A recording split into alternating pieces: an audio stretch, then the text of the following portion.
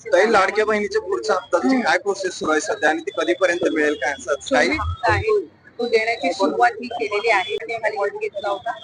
आजपासून पुन्हा एकदा साधारणपणे पुढच्या 3-4 दिवसाच्या कालावधीमध्ये ज्या काही लाभार्थी आहेत लाडक्या बहीण योजनेचे त्यांच्या खात्यामध्ये थेट जो लाभ आहे पोहोचवण्यात येतो. 500 कोटीचा हा विभागाला प्राप्त झालेला आहे आणि याला साधारणपणे आता 10 ते 15 दिवस झालेले आहेत. त्याच्यामुळे दुसऱ्या कुठल्याही विभागाचा निधी हा महिला व बालविकास विभागाला लाडक्या बहीण योजनेला देण्यात आलेला नाहीये.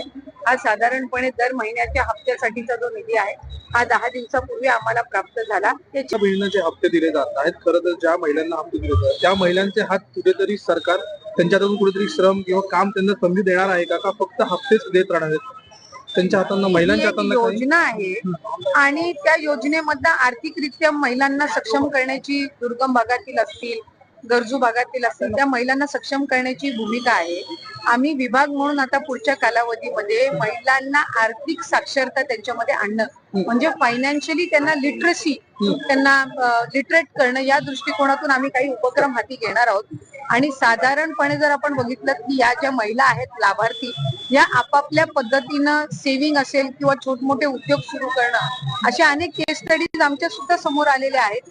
आम्ही फायनान्शियल लिटरसी आणण्याच्या दृष्टिकोनातून पुढच्या कालावधीमध्ये काम हे निश्चितपणे ज्यांच्या पतीचं निधन झालेलं आहे किंवा वडिलांचं निधन झालेलं आहे किंवा डिवोर्स असतील म्हणजे एकल महिला असतील त्यांच्यासाठी आम्ही वेबसाईटवर एक ऑप्शनच्या संदर्भातलं एक वर्किंग करत आहोत की त्यांच्या पतीचं किंवा वडिलांचं जर निधन झालं असेल तर त्यांचं डेथ सर्टिफिकेट किंवा डिवोर्स झाला असेल तर ते डिवोर्सचे पेपर्स अपलोड करण्याच्या दृष्टिकोनातून हे आम्ही तिथं ऑप्शन्स तयार करत आहोत.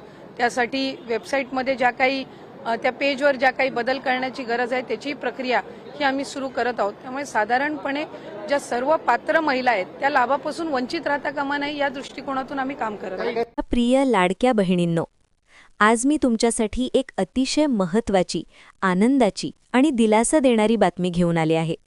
बहिणींनो, सरकारकडून एकाच दिवसात तब्बल 990 कोटी रुपयांची रक्कम महिलांच्या खात्यामध्ये जमा करण्यात आली आहे. यामध्ये अनेक बहिणींना 2 हप्त्यांचे एकत्रित 3,000 रुपये मिळणार आहेत.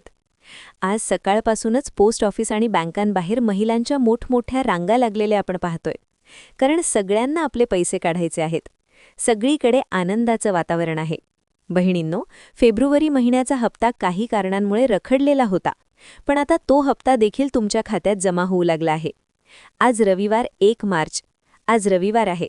म्हणूनच सरकारने आदेश दिले होते की आजच कुठल्याही परिस्थितीत फेब्रुवारीचे पैसे जमा झाले पाहिजेत. हे आदेश स्वतः एकनाथ शिंदे साहेबांनी दिले होते आणि त्या आदेशानुसारच आज सकाळपासून पैसे जमा होण्यास सुरुवात झाली आहे. मागच्या काही दिवसांपूर्वी तुम्हाला जानेवारीचे 1,500 रुपये मिळाले होते. त्यावेळी फेब्रुवारीचे पैसेही एकत्र येणार होते. पण डीबीटीचा नवा नियम आल्यामुळे ते शक्य झालं नाही. डायरेक्ट बेनिफिट ट्रान्सफरची प्रक्रिया पूर्ण न झाल्यामुळे फेब्रुवारीचा हप्ता थांबला होता. काल रात्रीच सरकारने याचा GR काढला आणि आज प्रत्यक्ष पैसे जमा होऊ लागले. आज सकाळी 10 वाजता बँका उघडल्या आणि लगेच महिलांच्या मोबाईलवर मेसेज येऊ लागले. विशेषतः 15 जिल्ह्यांमध्ये मोठ्या प्रमाणावर पैसे जमा झाले आहेत. ज्या बहिणींचे खाते state bank of India, bank of Maharashtra, bank of India आणि पोस्ट ऑफिसमध्ये आहे त्यांना सध्या जास्त प्रमाणात पैसे मिळत आहेत. इंडिया पोस्टमध्येही मोठी गर्दी दिसून येते. बहिणींनो, ही बातमी 100% खरी आहे. आज सर्वत्र महिलांची गर्दी दिसून येते. पण लक्षात ठेवा, सर्वांनाच आज पैसे मिळतीलच असं नाही.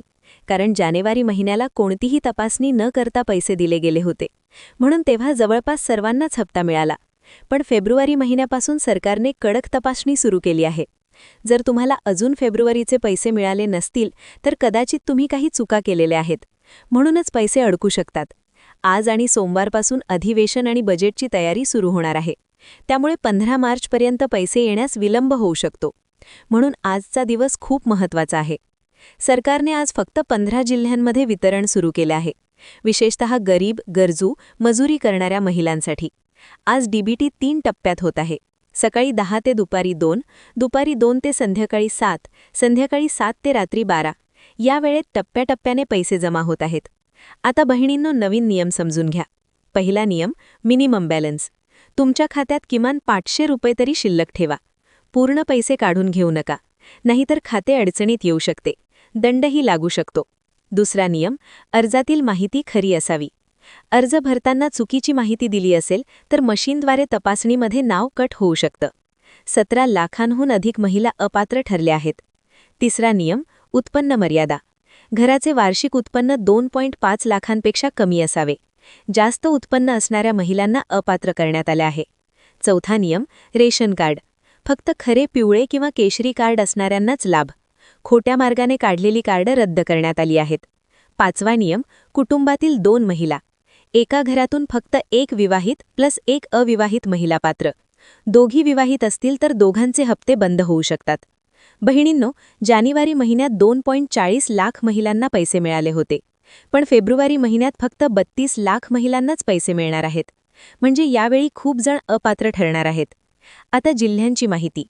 आज जिथे पैसे येण्याची शक्यता जास्त आहे: नागपूर, नाशिक, सोलापूर, पालघर, ठाणे, बुलढाणा, बीड, नांदेड, लातूर, जालना, अहिल्यानगर, रत्नागिरी, रायगड, सिंधुदुर्ग. या भागांमध्ये अनेक महिलांना पैसे मिळत आहेत. शेवटी बहिणींनो, व्हिडिओ आवडल्यास लाईक नक्की करा. शेवटी बहिणींनो, आधार कार्ड खात्याला लिंक ठेवा, डीबीटी प्रोसेस पूर्ण ठेवा, मिनिमम बॅलन्स ठेवा, अर्जातील माहिती तपासा, बँकेचा मेसेज लक्षात ठेवा.